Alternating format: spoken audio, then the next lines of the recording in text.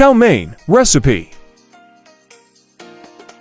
For the marinade, 300 boneless, skinless chicken breasts. Thinly sliced, 2 tablespoons soy sauce, 1 tablespoon oyster sauce, 1 teaspoon cornstarch, 1 teaspoon sesame oil, 1/2 teaspoon ground black pepper. For the noodles, 200 g Chow Mein noodles or egg noodles. 1 tablespoon vegetable oil, 2 cloves garlic, minced, 1 small onion, thinly sliced, 1 carrot, julienne, 1 bell pepper, thinly sliced, 2 cups cabbage, thinly sliced, 2 tablespoons soy sauce, 1 tablespoon oyster sauce, salt and pepper to taste, 2 green onions, chopped for garnish.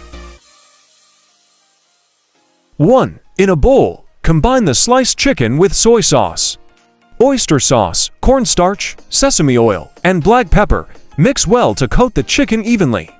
Let it marinate for at least 15 minutes.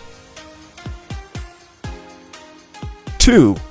Cook the Chow Mein noodles according to the package instructions, drain, and set aside. 3. Heat vegetable oil in a large skillet, or wok over medium-high heat. Add the minced garlic and cook for about 30 seconds until fragrant. 4. Add the marinated chicken to the skillet and stir-fry for 3 to 4 minutes until cooked through. Remove the chicken from the skillet and set aside.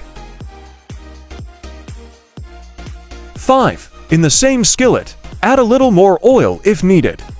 Add the sliced onion, julienne carrot, and sliced bell pepper.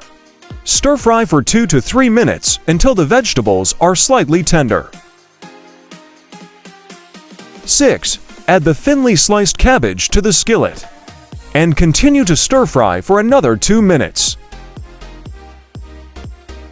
7. Return the cooked chicken to the skillet. Add soy sauce, oyster sauce, salt, and pepper. Stir well to combine and cook for an additional 2 minutes until everything is heated through. 8. Add the cooked Chow Mein noodles to the skillet and toss everything together until the noodles are evenly coated with the sauce and heated through. 9. Garnish with chopped green onions and serve hot. Enjoy your homemade chicken Chow Mein. I hope you like this recipe.